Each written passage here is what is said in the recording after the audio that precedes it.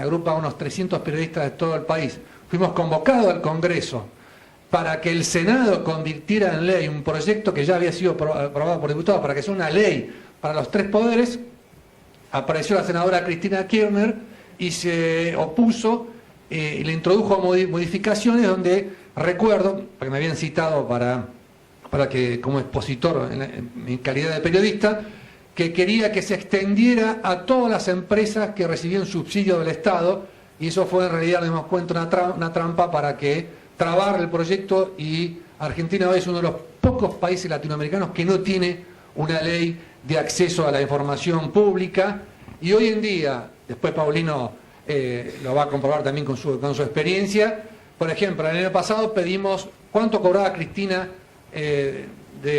como sueldo como presidenta, y no nos contestaban un mes y medio, y descubrimos con sorpresa que salió en el diario Tiempo Argentino que había sido publicada la lista con los sueldos de la presidenta de la Nación, y que Clarín no quería publicarlos porque eran más bajos que lo que cobraban los diputados. Un absurdo total. A nosotros nos estuvieron dando vueltas, es decir, no solamente no hay una ley, sino que el decreto lo contestan en forma cada vez más discrecional y en función de quién es el que hace la pregunta y si le interesa o no le interesa, y cada vez tenemos respuestas negativas diciendo que son datos privados, como por ejemplo que los sueldos de la presidenta, los ministros u otros, o quienes son sus asesores, son datos privados. Obviamente, ustedes saben que Argentina está retrasada en esta materia. El primer país que tuvo una ley de acceso a la información pública fue Suecia, y después Estados Unidos, de la mano del caso Watergate, cuando tenían aquel presidente Richard Nixon que hacía espionaje a la oposición, a los periodistas. ¿Les suena algo relacionado con la realidad?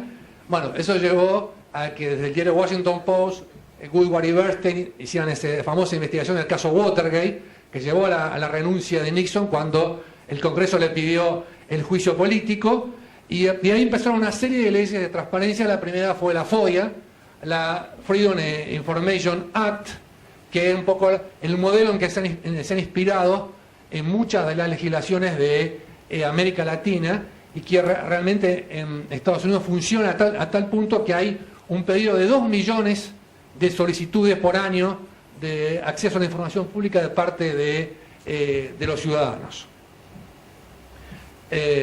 Bueno, el diputado Brown lo debe saber muy bien. Hay una serie de parámetros universales. Obviamente los periodistas no queremos acceder a la información secreta, aquella que tiene que ver, por ejemplo, con quiénes son los espías argentinos en la triple frontera que están controlando que el Hezbollah no vuelva a provocar un atentado en la Argentina, pero sí todo lo que sean gastos documentos públicos. Por ejemplo, una de mis alumnas en la maestría de Clarín pidió cuánto costó los gastos de remodelación de la residencia de Olivos, y nos contesta que son datos privados, ¿no? Eso lo considera eso. Esperemos que a partir del 2015 la deje por lo menos en buenas condiciones, ¿no?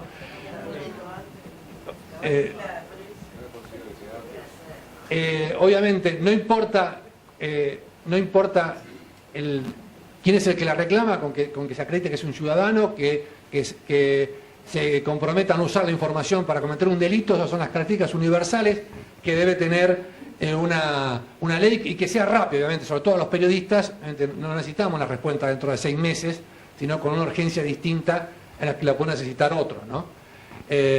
Bueno, insisto en que nosotros no queremos meternos en el tema del secreto, pero también ahí hay un vacío legal en la Argentina, porque está todo el tema de los gastos de la CIDE. Después del escándalo, ciertas denuncias que hubo, se habría quedado una comisión para investigar los gastos de la CIDE que preside un diputado kirchnerista, creo, no me acuerdo el nombre, y que lo que ha hecho es cerrar también la posibilidad de meternos no en el tema de los gastos secretos, pero sí en aquellos que son gastos administrativos, que podrían servir para que hubiera más transparencia pública del Estado. Y que obviamente esto también, si en Estados Unidos hay primero un comité interno dentro de cada ministerio que decide si es de carácter público o de carácter secreto, y después está la posibilidad de ir a la justicia si consideramos que es arbitraria la respuesta cuando nos niegan una información. Esto ha servido a una cantidad infinita de notas de investigación periodística en Estados Unidos, en toda América Latina, como por ejemplo de temas que tienen que ver con el principal pescado que comen los norteamericanos, el atún, ¿no? ¿Qué cantidad de plomo tenía, según los exámenes del Ministerio de Salud, el atún que consumían? Eso fue una investigación del New York Times basado en un pedido de acceso a la información pública. Había un exceso de plomo producto de... Sí. Plomo como efluente... Perdón, de mercurio, no de plomo, disculpe, me equivoqué de... Pero yo lo que quiero mostrarles es la variedad de temas, ¿no? Acá podemos acceder a Internet. ¿Tenemos Internet? Sí. Si vos pones John Lennon Files en Internet, van a ver otra investigación que se hizo, que es una cosa sorprendente, ¿no? Y que después sirvió para hacer una película. El FBI consideraba durante los 70, la Guerra Fría, que John Lennon era un peligroso agente comunista por el tema imaginación, en la medida que hablaba de un solo mundo y tenía algunas ideas parecidas a la Internacional Socialista, el himno del Partido Comunista Soviético en aquella época. Lo infiltraron. Bueno, se descubrió ahora, gracias a un pedido de acceso a la información pública de un periodista norteamericano, que el baterista de John Lennon era un agente encubierto del FBI, que tenía los teléfonos pinchados. Bueno, quisieron sacarle la visa de residencia por todo esto, porque en ese momento con el macartismo que había en los Estados Unidos, y todo esto era un secreto. Y el pueblo norteamericano pudo acceder a toda esa historia gracias a esta ley. Acá van a ver, el que interesa el tema puede buscar cómo es todo el procedimiento, qué documentos se los abrieron, cuál documento no se los abrieron. Incluso hay una película que se las recomiendo, que se llama Estados Unidos versus John Lennon, que está contada toda esta historia. Gracias por tu rapidez y tu eficiencia con ese tema. ¿Puedo pasar? Voy pasando rápido porque tenemos... bueno, acá, este es un documento secreto del FBI. El funcionario norteamericano que usa la ley norteamericana tiene derecho a tapar los nombres, por ejemplo, de la fuente de información. Acá hubo un poquito de exceso de celo, porque taparon todo, ¿no? Pero bueno, también hay discrecionalidad en los Estados Unidos. En América Latina se han utilizado también muchísimos estos recursos. El diario Clarín, el segundo premio Rey de España que ganó, fue sobre los papeles de la Embajada de Estados Unidos, porque el expresidente Clinton se comprometió a desembargar todos los documentos vinculados con la represión ilegal, y ahí un equipo que manejaba María Giovanni, Alberto Amato y otros periodistas de Clarín pidió todos los cables secretos que había mandado el embajador norteamericano 3 meses antes del golpe de Estado del 24 de marzo del 76. Entonces, se hizo el pedido, un comité del Pentágono y de la Cancillería le retiró la categoría de secreto. ¿Y qué decían de todos esos cables que le iba escribiendo el embajador norteamericano antes del golpe de Estado contra Isabel Perón? El golpe de Estado va a ser el 24 de marzo, lo va a encabezar Videla. El ministro de Economía va a ser José Alfredo Martínez de Oz. Y había una frase que fue realmente la que hablaba de cómo estaban comprometidos los norteamericanos, que decía: va a haber un baño de sangre, pero será beneficioso para los intereses norteamericanos. Todo eso obviamente se pudo reconstruir gracias a una ley de estas características. Hay otros ejemplos también en Perú. Bueno, yo soy hincha de Boca, creo que... ¿cuántos comparten la gloria? ¿Somos minoría acá? Bueno, qué cosa rara, no somos la mitad más una. No somos... Se encuentra la verdad. Ustedes no son la mitad. Bueno, acá tenemos a alguien de la... Siempre son. Fue una encuesta que no siguió un método científico, por eso se ve eso. Bueno, acá había un secreto sobre el contrato de por cual Tevez pasó al Corinthians y después terminó jugando en el Chelsea, y es un documento público de la AFA, y yo no podía acceder, tuve que ir al recurso del off the record, porque ni la AFA ni la DGI lo tenían en contra. Nadie me quería acceder, donde se demostraba que había una diferencia. Yo me acuerdo, la cifra era 1 millón o 1,5 millones de dólares entre lo que había anunciado Macri como presidente de Boca Juniors y lo que estaba en el contrato, ¿no? Entonces, por eso es necesario acceder a todo tipo de documentación producida por el Estado, que el Estado la haya avalado, como era en este caso de Boquita. Esta es otra de las investigaciones. ¿Estoy bien con el tiempo? Sí, perfecto. ¿Vamos bien? Que se pudieron hacer gracias al decreto, ¿no? Gracias al decreto, y después está lo otro, es que el Estado se acostumbra a hacer archivos, porque por más que uno dé la orden de que se dé la documentación, si no hay archivos, todo eso va en balde, ¿no? El Ejército, los militares tienen la costumbre de guardar toda la documentación, excepto obviamente que han quemado toda la documentación vinculada con la represión ilegal. Por eso, otra vez, vuelvo a lo que decía antes, parte de la información sobre la represión ilegal está en el Pentágono. ¿Por qué? Porque los militares argentinos le contaban al agregado militar norteamericano qué es lo que pasaba, quién estaba actuando, cómo era la cadena de mandos, y todo eso lo mandaban al Pentágono, y el Pentágono lo archivaba. Entonces, tener la cultura de guardar la documentación para las futuras generaciones es algo que todavía creo que no hay una conciencia nacional del valor que tiene todo eso. En Estados Unidos no solamente al presidente de Estados Unidos se lo graba, se lo filma, y no puede llevarse de su escritorio ni la agenda de contactos telefónicos. Todo eso queda embargado como secreto. No me acuerdo ahora las cifras, si son 15 o 20 años, se hace un museo para el presidente como corresponde, y después están los historiadores y los periodistas de inquieto haciendo cola, esperando que venza el día de la calidad de secreta de esa información, para reconstruir con más detalle la historia norteamericana, ¿no? Entonces, son unos archivos de una calidad increíble. Y apuestan en eso con plata, y no solamente el Estado norteamericano. Y acá me voy un poquito del tema. Yo estuve en la Universidad de Texas. La Universidad de Texas tiene uno de los mejores archivos de América Latina. Toda la producción en pasta de los discos de Mercedes Sosa, todos los discursos de Fidel Castro, el acta en que se constituyeron las FARC de Colombia, no está en Colombia, está guardado en el archivo de la Universidad de Texas. Entonces, es eso de tener conciencia de que el documento pertenece al pueblo.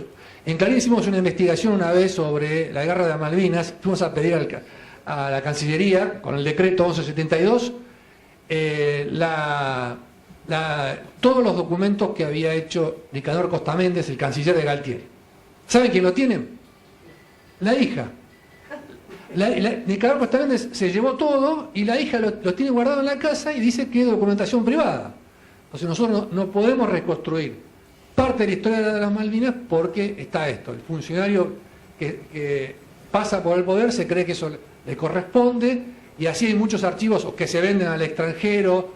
Entonces, la idea es tener algún día la ley e ir creando la cultura de crear archivos y personal especializado para que haga una búsqueda rápida de esa documentación, ¿no? Y el Ejército lo tenía. Y acá es otro caso de cómo sirvió el decreto 1172, porque Argentina y Brasil, lo digo sobre todo para los más jóvenes, tuvieron la guerra del agua en la década del 70, en la medida que por la pelea por la cota de Itaipú y Yacyretá era un conflicto diplomático de si tenía 2 metros más, 3 metros más, y Brasil decía que tenía la bomba de agua, ¿no? Si levantaba las compuertas, nosotros nos quedábamos sin posadas y un montón de ciudades, y Argentina que si cerraba una vieja discusión. Y a la vez hubo una carrera armamentística secreta entre los dos países.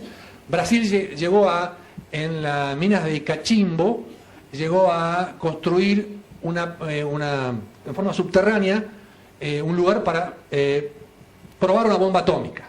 Y gracias al expresidente de Brasil, y a Alfonsín, que fue que se paró ese proyecto. Y para Argentina no había ningún tipo de documentación de saber si había hecho lo mismo, ¿no?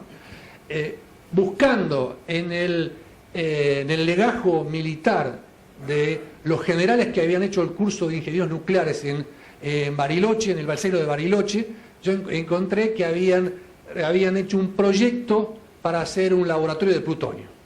Y el plutonio tiene un solo uso, que hacer la bomba atómica. Es decir, Argentina había dado el primer paso, no como Brasil, que había llegado a construir un lugar para hacer la explosión, incluso una bomba que fue parada en aquel momento. Pero eso es la importancia de la documentación. Bueno, el caso de María Julia Sogaray es otro caso que tiene que ver con una ley hermana, que es la ley que tiene que ver la ley de ética pública, que nos permite acceder a la declaración jurada de bienes de los funcionarios que están en el gobierno. Bueno, ahora Cristina hizo un anuncio el 1 de marzo para hacer una base de datos única con los de los jueces y los de los legisladores. Ahí cometió varios errores, porque hay varios legisladores que ya la tienen online o que la entregan, pero esto todo tiene que ver con un camino hacia la transparencia del Estado.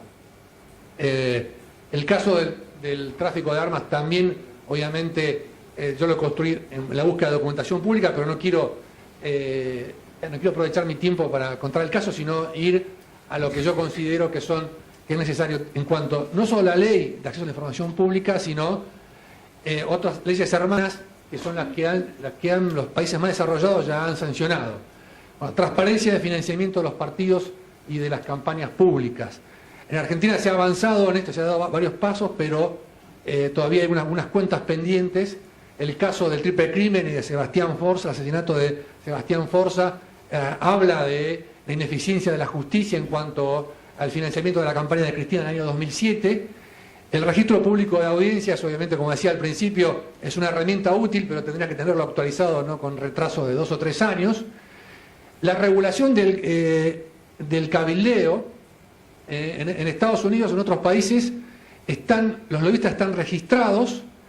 Cuando piden una audiencia con un diputado o un senador, tienen que decir a qué empresa pertenecen y por qué lo van a hacer, porque el cabildeo es legítimo, ¿no? La empresa Ford pide rebajar los impuestos a la producción de automotores por una crisis de Detroit, por lo que fuese, pero los ciudadanos tienen derecho a conocer por qué lo hacen, quiénes lo hacen, cuál es el motivo de las reuniones, y no como ahora, que obviamente por ahí aparecen proyectos de ley que nacen de un repollo, ¿no? Nadie sabe por qué excepciones impositivas o moratorias de la FIP que ayudan al grupo Vila Manzano y perjudican al interior de la nación. Pero bueno, esas son las cosas que no se conocen. ¿Perdón?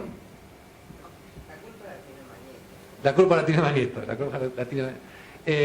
Bueno, también contrataciones públicas es otro tema en el cual habría que tenemos que tener una forma mucho más ágil de conocer los pasos de la contratación pública, para que exista un control social, no solamente los periodistas, sino las ONG y el resto de la sociedad civil, para tratar de que haya más transparencia cuando se manejan millones y millones de pesos de todos los argentinos. Hay algunos países, incluso como Ecuador, yo estuve la semana pasada en Ecuador, donde las declaraciones juradas de impuestos también son de carácter público.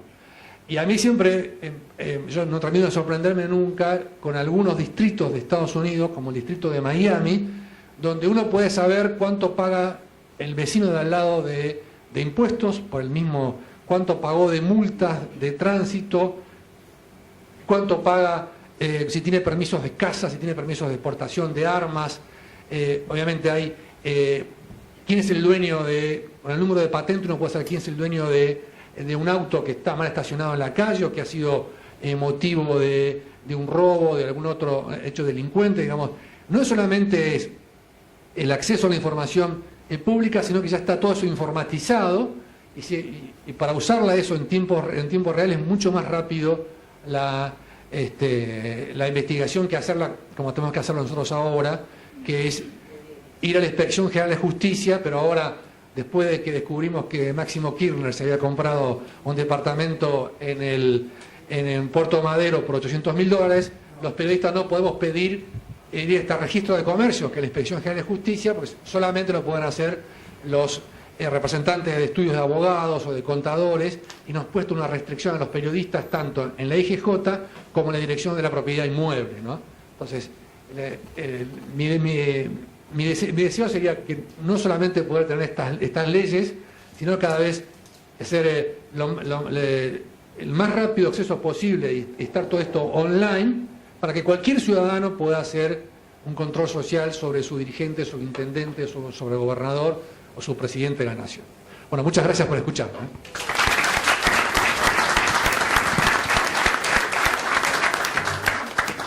Muchas gracias. Les recordamos que vamos a repartir unos formularios para que nos puedan hacer sus preguntas. Paulino Rodríguez es licenciado en Ciencias Políticas, pero se autodefine como un periodista de vocación. Desde el 2009 conduce el programa radial Antes que Mañana por Radio Continental. Es conductor de Último Minuto por Canal 26 y columnista de opinión en La Nación Online, además de otros programas radiales en los cuales participa como columnista. Por favor.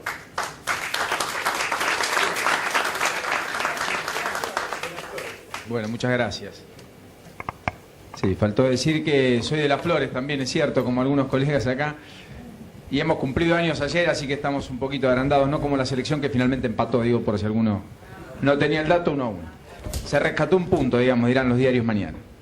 Bueno, gracias por la invitación, gracias por el desafío.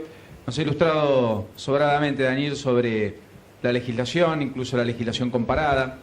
Escuchándolo me daba la impresión de estar escuchando una sociedad que retrocede, que impone restricciones, que achica los márgenes de la publicidad de los actos de gobierno, del acceso a la información pública, versus sociedades que finalmente, como la norteamericana, europea, etcétera, pese a todos sus problemas, planteos, crisis, finalmente avanzan y avanzan sin detenerse, en línea con la revolución de las telecomunicaciones, que es el fenómeno que nos aboca en las últimas 3 décadas, que hace, como decía un profesor en la universidad, que el mundo que efectivamente fue uno siempre sea más único que nunca, porque uno achica distancias en tiempo real, observa y mira lo que sucede aquí y allá, y además achica las distancias en términos de los viajes y esa posibilidad de comunicarnos y demás, y de poder establecer también los análisis comparativos.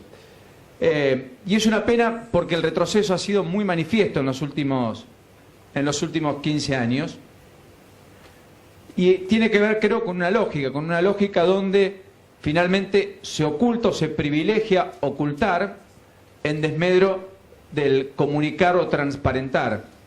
Y es una cultura, y es algo que nos impregna, que impregna incluso no solo a la política, sino también a otros sectores, al sector o a la dirigencia empresarial, a la dirigencia gremial, a la dirigencia empresarial periodística, que creo que nos ocupa a todos, insisto.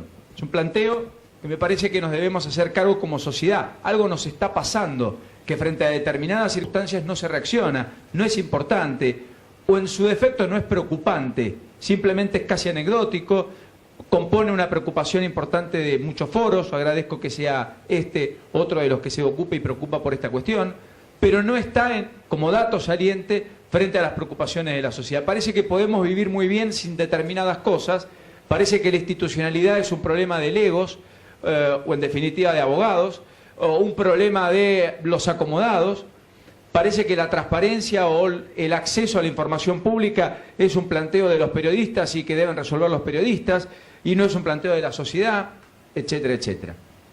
Cuando lo escuchaba a Daniel decir los límites y las restricciones en registro de propiedad inmueble o en la Inspección General de Justicia, recordaba cuando publicaron que la mujer de Vudú había comprado un departamento, más que un departamento, un PH en Palermo, en la zona más cara, en 400.000 pesos hace 1 año y medio. La verdad que no resiste el más mínimo análisis. Pero eso, saco a la mujer, Agustina, etcétera, podría ser cualquiera, es parte de una cultura del argentino, donde finalmente las transacciones inmobiliarias poco tienen que ver con el valor real.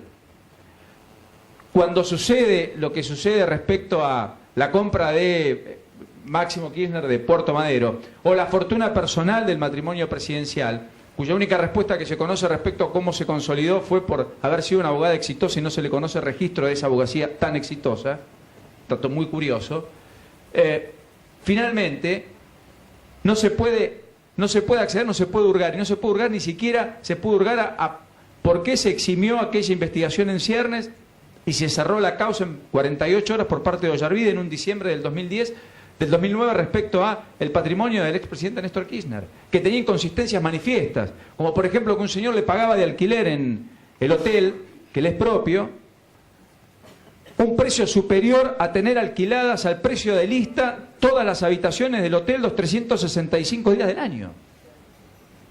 Curiosidad al margen, es un empresario que tiene concesiones públicas, que hace obra pública para una provincia cuyo gobernador las paga, y entonces se entiende un poco mejor cómo pudo haber sido el procedimiento, pero es alarmante. O un plazo fijo en dólares al 18% anual. No amerita análisis, como tampoco lo ameritan determinadas circunstancias, como por ejemplo que no tengamos una ley de acceso a la información pública, cualesquiera sea, y con los defectos que conlleve. No la tenemos. No la hay, porque además no hay punibilidad, porque lo que ha empezado a invadirnos también es una especie de anomia, es decir, la ley en la Argentina, lo decía en Salamanca cuando ocupados y preocupados futuros dirigentes y líderes políticos de Europa y América Latina, en la Universidad de Salamanca, me preguntaban sobre esta especie de anomia en la Argentina. Yo decía, la ley en la Argentina se interpreta, no se cumple. Son dos cosas distintas. Es decir, a Moyano le concedo el recuadramiento gremial si Moyano es mi aliado, como sucedía hasta hace un año, y entonces capturaba los trabajadores de logística y distribución de los super e hipermercados. Lo mismo por lo cual hoy el Ministerio de Trabajo lauda a favor de empleados de comercio en Córdoba y tenemos el parate que tenemos en Córdoba. Lo único que cambió fue que Moyano estaba acá y ahora está allá, o el gobierno estaba acá y ahora está allá, no importa. Pero en cualquiera de los casos, la ley si es una, o antes estaba bien y ahora mal, o antes estaba mal y ahora bien. Pero no hay ley. La ley depende de a quién se la tengo que aplicar y cómo se la aplico. Eso es muy grave. Cuando estuve en España, recientemente, el debate era si el esposo de la vicepresidenta podía trabajar por una empresa como Telefónica y era compatible con la ley de ética pública, porque finalmente iba a terminar jugando intereses a favor probablemente de esa empresa. ¿Saben qué? Se arqueaba durante 2 horas frente a los periodistas insistentemente para responderles casi lo mismo, que no tenía que ver con ninguna dependencia, con vinculación con el Estado, y finalmente terminó diciendo que seguramente será él quien dé las respuestas y que si lo considera inoportuno, tal vez dé un paso al costado. Así terminó la explicación de alguien que se sometió casi a un escarnio público, fruto de la preocupación de una sociedad que no contempla en medio de la crisis que esas cosas pasen. Y acá, como diría Jacobo Winograd, billetera mata galán. Entonces, si la economía va bien, pocas cosas se mueven. Y los que están en la vida política lo saben más que cualquiera cuando se miran encuestas y demás, ¿no? Pero a ver, es muy sintomático. El expresidente dijo: el mejor periodista es el fotógrafo, no pregunta. Es una lógica. El método de comunicación de muchos, también de sectores de la oposición, es el Twitter, no se repregunta. Se escribe, se dice, opinen ustedes. Entonces la agencia de noticias de estos tiempos, ya no es necesario ni siquiera llamar a un periodista, se escribe, lo levantan, se termina. La conferencia de prensa no es un método, no lo hay, no existe. Es una cosa muy curiosa. ¿Cuál sería el sentido de no instrumentarla? Me alegro por los escasos, pero al fin algunos, que la siguen llevando adelante y pese a pertenecer a este gobierno y ser ministros. Me parece que les levanta el precio de la calidad de dirigente, no se los deprecia. Pero no es un método. Porque así venga el que piense distinto, así venga el que me quiere cuestionar, así venga el que me quiere dañar, si yo tengo una respuesta no tengo que ocultar. Y en todo caso quedará como parte del debate que nos enriquece. Pero lo que sucede, me parece, es que como la concertación plural lo era, pero solo era la concertación plural de los que pensamos igual, también en la Argentina amamos la pluralidad y la diversidad de voces en tanto y en cuanto no sean uniformes. No haya disonantes. Si los hay, son enemigos, adversarios, golpistas, etcétera y demás calificativos. Y esto no es una defensa Clarín con quien no tengo nada que ver, ni he trabajado, ni he pertenecido. Y además se puede defender solo. Es una defensa de poder opinar distinto, sin golpes bajos, finalmente equivocarnos en nuestra lógica, porque ustedes son los que juzgan, interpretan, cambian de dial, compran otro diario, cambian de canal de televisión. Constituidos los elementos propagadores y la diversidad garantizada, ¿cuál es el problema para que otros puedan estar?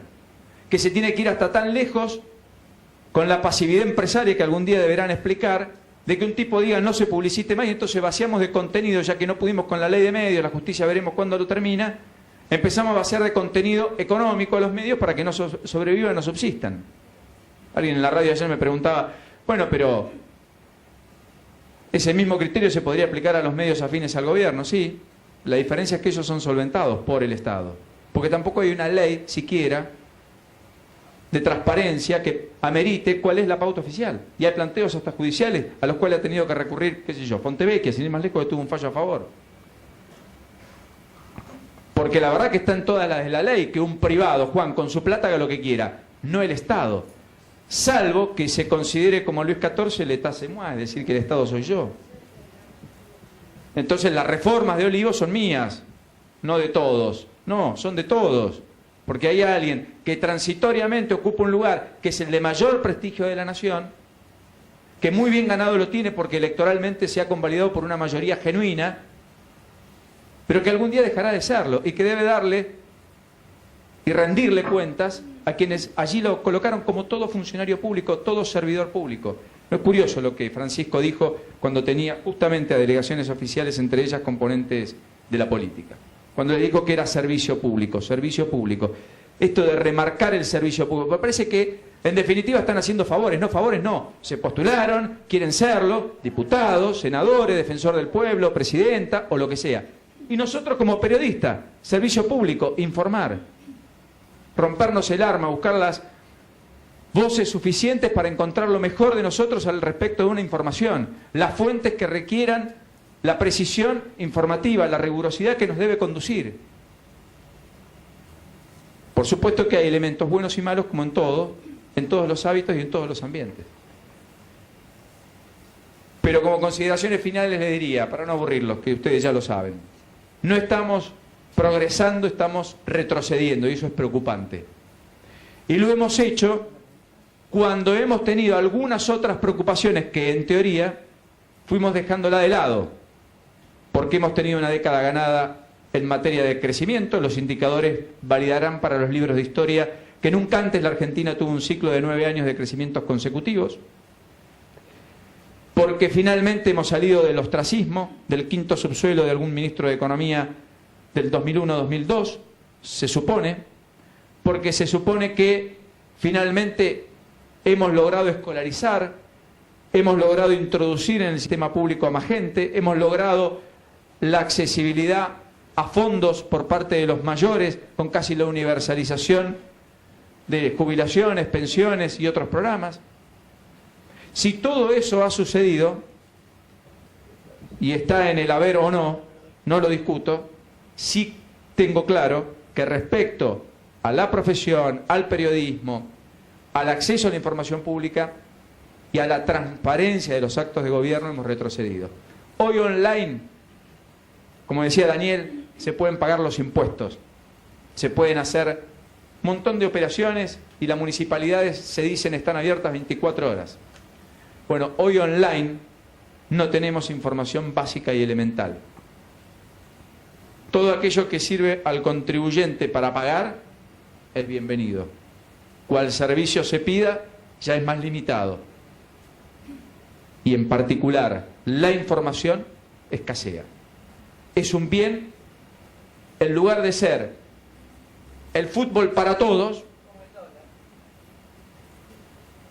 es un bien con restricciones severas y por lo tanto un precio muy alto y es muy caro.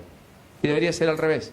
Debería ser lo importante quien la analiza mejor, no cómo conseguir la información. En el mundo se paga por el analista, no por la información en sí.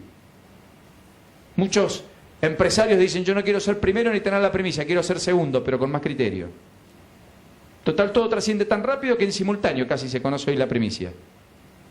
Sin embargo, en la Argentina no se paga el analista porque como es difícil conseguir la información, se sigue pagando al que consigue la información. Hemos retrocedido mucho y es una pena. Ojalá los próximos años sean casi de rectificación y de antítesis frente a este proceso. Que insisto, como proceso y como todo en la vida tiene pros y contras. Como contra, claramente tiene esto. El pro en todo caso va a ser que nadie también, y esto es bueno decirlo, va a observar a los medios de la manera que lo hacía antes.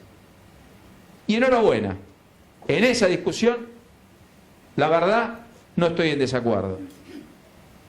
Sabremos mejor cómo comunican los medios de Cristóbal López mañana sobre el juego o el petróleo, ¿verdad? Porque si Clarín hay que hacer una ley de medios porque tiene 200 empresas y entonces los periodistas no van a poder hablar de ciertas cosas que atacan y afectan sus intereses, no me vengan con que Cristóbal López va a hablar de la transparencia del juego online, ¿verdad? A través de C5 Radio 10. O que Vila Manzano me van a explicar la fiesta de la vendimia que ellos mismos organizan. Es verdad, un apartado, tengo suerte. Trabajo en un grupo de medios, solo de medios, Prisa, mejor, peor, pero de medios. Y trabajo con alguien que entiende la política como pocos, porque hay que estar 10 años como presidente de una Cámara de Diputados de la Nación, ¿no? Y en consecuencia, mal o bien, me equivoco yo.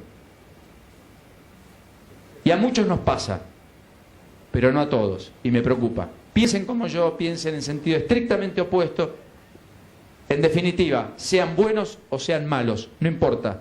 Porque la verdad es que para mí, lo bueno o malo, como para ustedes, puede ser tan distinto como gente opinando pueda existir. En fin, me alegro por la inquietud, me alegro que estemos pensando estas cosas y cuenten conmigo, siempre y cuando se busque transparencia y se busque pluralidad y por sobre todas las cosas concientización. Si de algo podemos hacer y si de algo podemos aportar, acá estoy.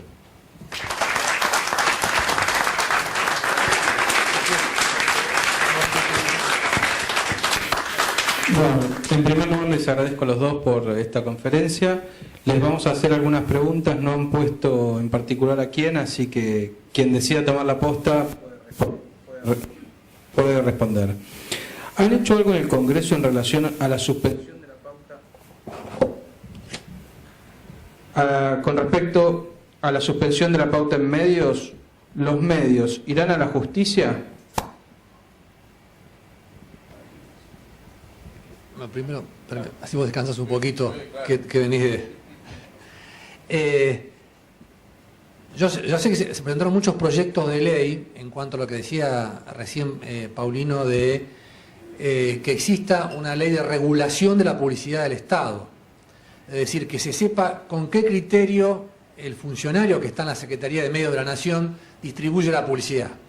Mayor rating, por ejemplo, o porque hay una radio en la zona de frontera en Invernadero de Irigoyen y hay influencia de las radios brasileñas, es necesario para el Estado Nacional financiar una radio que hable español y que no hable, pero por lo menos que esté por escrito para que se sepa realmente a qué criterio y no que sea algo arbitrario y discrecional que le doy toda la pauta a los grupos de Spolky y no le doy a nadie. La calidad del programa, si es realmente un programa de investigación, un programa que trata sobre la ciencia, si es un programa pluralista, entonces eso sería bueno.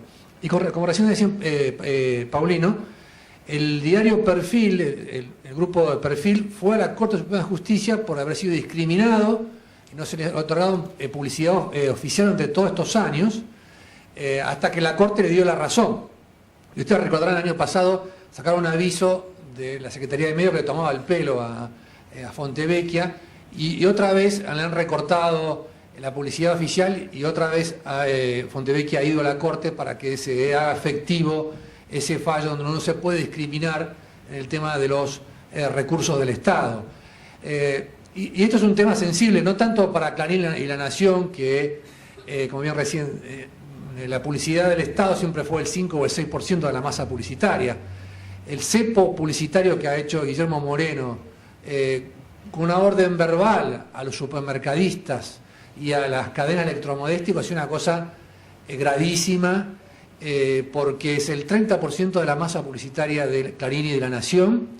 Los diarios están haciendo recortes y esos recortes ya no es un problema de empresarial, porque nosotros no podemos viajar al exterior, no podemos hacer una cobertura como la hacíamos antes, porque la empresa empezó a cortar gastos. Este viaje no, aquel viaje sí, ha abierto una lista de retiro voluntarios.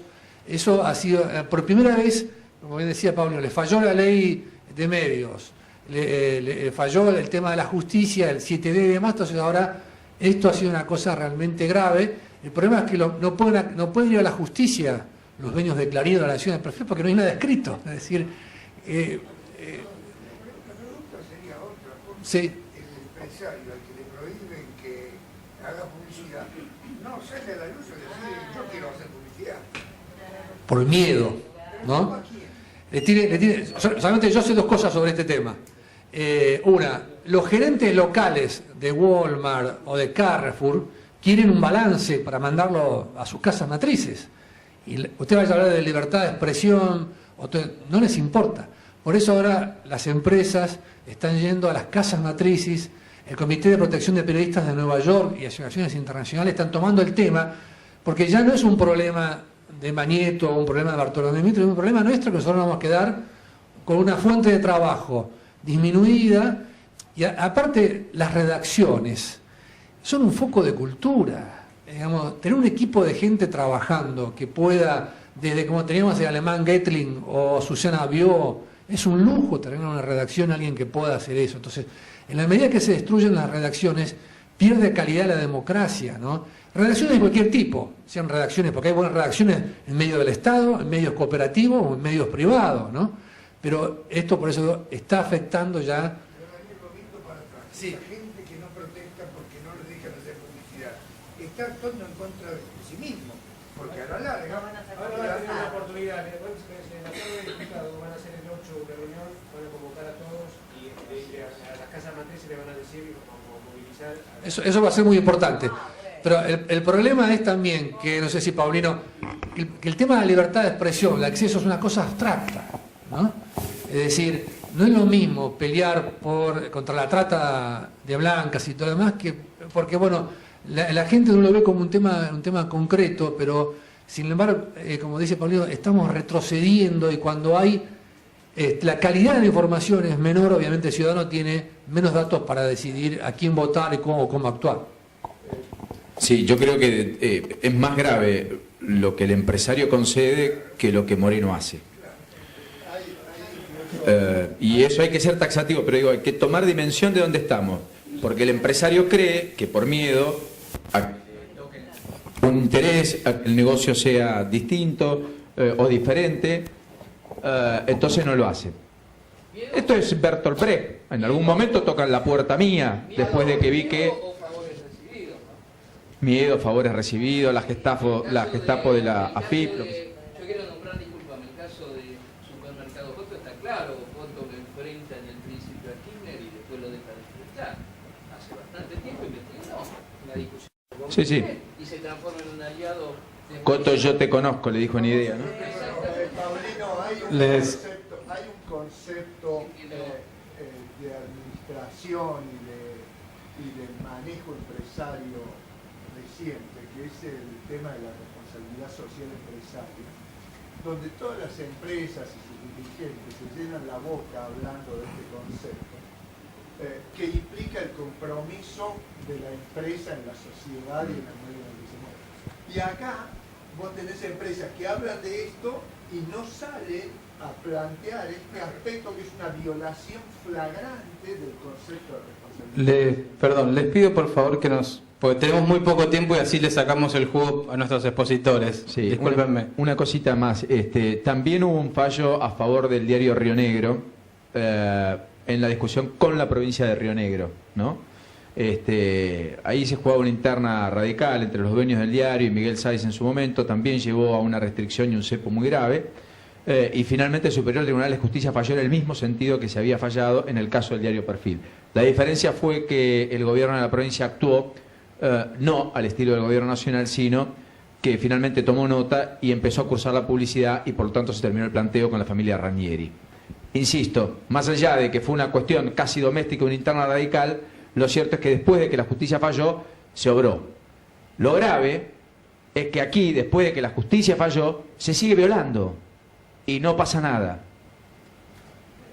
Acá pregunta si alguno de los dos se han preguntado por qué en el triple crimen las fotos de los otros dos son distintas en distintas notas y en el caso de Forza es siempre la misma y carente de nitidez. Ese detalle no lo conozco, alguno del que hizo la pregunta debe saberlo. Pero la vergüenza de acá es que el informe de gastos de campaña del Frente para la Victoria del año 2007 todavía no está aprobado. Estamos en el 2013, hace 6 años, porque la jueza Servini dijo que va a esperar que se resuelva primero la denuncia penal sobre si hubo lavado de dinero con toda esa plata que vino de un narcotraficante, de Iván Pérez Corradi, que está prófugo, nadie lo puede encontrar en la Argentina, y que después va a decidir sobre los delitos electorales. Eso fue lo que llevó a que Cristina prohibiera los aportes de empresas para la última campaña, la campaña electoral. Pero yo creo que es un tema gravísimo, porque fue la primera vez que el narcotráfico llegó a influir en una campaña, aportar a una campaña. Esto no quiero decir que la presidenta sea narcotraficante ni nada, para nada estoy diciendo eso. Pero estoy diciendo que el ducto de la corrupción es tan grande que, aparte de aportes empresarios en negro, entró Iván Pérez Corradi a través de Forza. Con un aditamento, en aquel momento quien era el superintendente de servicios de salud, es decir, quien controlaba todo lo que sucedía en la salud pública y los efectores, es decir, aquellos que le prestaban servicios supuestamente al Estado, era el recaudador de campaña. Y 1 de cada 3 pesos de lo que el propio Frente para la Victoria dijo que había obtenido, había sido 1 de cada 3 pesos, justamente de quienes, de los efectores de la salud. A los cuales luego, 2 años después, Graciela Ocaña empezó a perseguir y hasta habló de los yabranes de la salud. ¿Recuerdan? Porque a través del APE, que es la Administración de Programas Especiales, se pagaban supuestamente tratamientos a enfermos terminales que en realidad o no lo eran o habían muerto.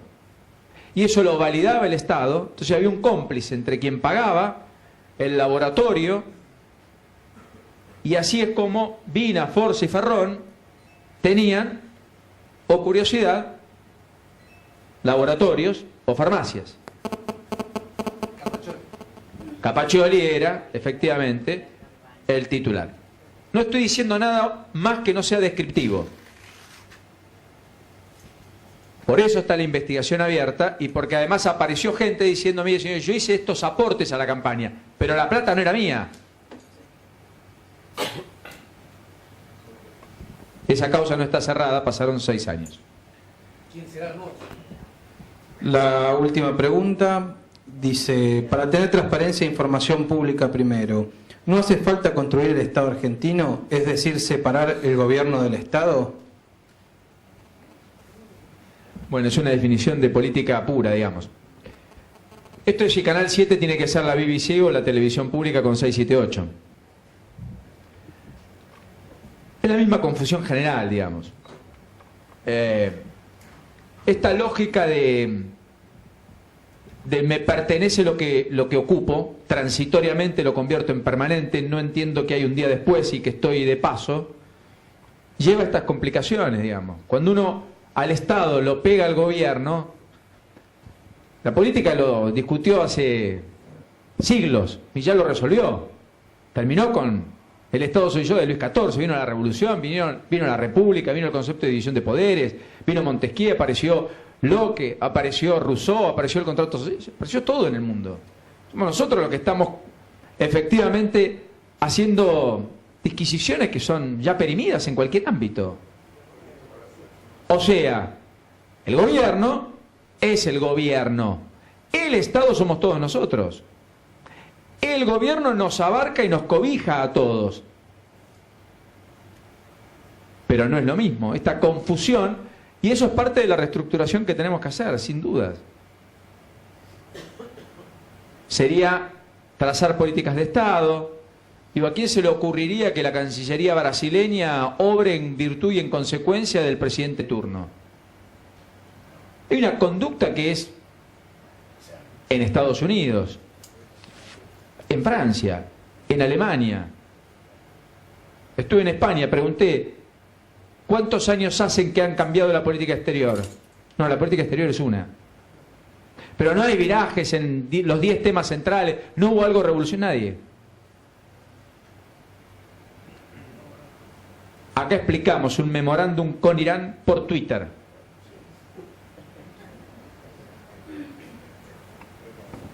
Lo último que quería decir yo para suscribir las palabras de Paulino es que, sin lugar a dudas, es clave que el gobierno tiene que estar separado del Estado y que la dirigencia política tiene que adscribir a esa idea y practicarla. Y la ciudadanía saber que la información es poder, ¿no? Y la información privilegiada es un delito tener. Si Néstor Kirchner pudo comprar $2 millones antes de una devaluación, ojalá me hubiesen avisado a mí o cualquiera de ustedes para ir a comprar dólares. ¿Qué va a pasar el miércoles después de este feriado largo? Ustedes lo saben. Entonces, aquellos que están en la minoría que está decidiendo qué va a pasar con el curso de la economía, tienen información privilegiada y van a sacar una ventaja respecto del resto de los argentinos. Entonces, esto del acceso a la información pública tiene que ver con todo esto. Todos tenemos derecho a acceder a la información pública y tener un gobierno lo más transparente posible, excepto en esos casos que vimos que son límites que tienen que ver con la seguridad del Estado, ¿no? Pero sin lugar a duda, una actitud perversa, este gobierno lo que hace, ejerce la idea de esto de que la información es poder, y yo sorprendo al otro, sorprendo a la oposición, sorprendo a los medios de comunicación, nos enteramos por Twitter como cosas así, ¿no? Una cosa más, perdón. A mí me impacta mucho cómo la televisión digital abierta, que es algo que financia el Estado argentino, hablando de la diferencia entre gobierno y Estado, y que la verdad que es algo que tiende a el acceso a la información de sectores postergados. Si uno lo mira en perspectiva, efectivamente hasta puede ser revolucionario aquellos sectores a los cuales le llega o a los cuales acceden, etcétera. ¿Cómo es que ahí adentro, por esa fibra, llega todo aquello que es unicolor? ¿Cómo es que no aparece la disonancia? Porque finalmente, si Cablevisión me pone en la grilla CN23 o no, que creo que debería hacerlo, pero al margen, y yo tengo Cablevisión, de última me cambio y me voy a Telecentro. O me paso a otra empresa. Y de última, la fusión de Multicanal y Cablevisión no la aprobé yo, ni ustedes. Y fue curioso, el mismo día que se aprueba eso, se aprueban las maquinitas tragamonedas en el hipódromo de Palermo, es sintomático. La consecuencia fue que uno es adversario hoy y el otro es mi ahijado, con el cual la presidenta en teleconferencia le inaugura un frigorífico en Gobernador Costa de una inversión extraordinaria, fastuoso, definitivamente muy importante para la región. Pero yo preguntaba, mirá si estuviera Mañeto ahí, digamos, ¿qué dirían? No tengo nada contra Cristóbal, ni contra Pila Manzano, no tengo nada contra los empresarios de medios. Y quizás algún día hasta trabaje para alguno de los medios, desconozco. Lo que sí tengo claro es que la misma lógica nos debe regir para todo. Si lo que queríamos era la pluralidad, porque Clarín era el monstruo que finalmente apretaba gobiernos, y es verdad que alguno de sus directivos más de una vez dijo, cuando a algunos le endilgábamos la alianza estratégica con el gobierno y algunas cosas que se cubrían, decían, este es un diario que no puede hacer lo que hace Perfil, 5 tapas no se resisten y voltean a cualquier presidente. Más allá de todo eso, si esa lógica que rigió para pluralizar, poner límites, acotar en la expansión y demás, es buena, me gustaría que se utilice para todos. Y cuando digo para todos, porque la ley es así. Pero insisto, me temo que estamos en una sociedad que incorporó que efectivamente la ley se interpreta, no se cumple. Y cuando la ley se interpreta y no se cumple, rige la ley del más fuerte, que es el que tiene la capacidad de interpretarla. Por lo tanto, ese dique de contención a los atropellos del poder se está eliminando. Y eso rige para los empresarios que no hablan, para los medios que callan, para los dirigentes gremiales que se quedan, y para aquellos que no tienen voluntad o convicción. Sí. Bueno, finalmente les agradecemos muchísimo a los dos por brindarnos esta oportunidad. Les recuerdo a todos que la próxima jornada va a ser el día miércoles 3 de abril, después del feriado de Semana Santa del 2 de abril. La charla va a ser entre la verticalidad, Estado, y la horizontalidad, redes sociales, el rol de los medios de comunicación tradicionales. Los expositores serán Aleardo Laría, director del Diario de Río Negro, y Jaime Rosenberg, periodista político del Diario de Nación. Muchas gracias y felices Pascuas para todos.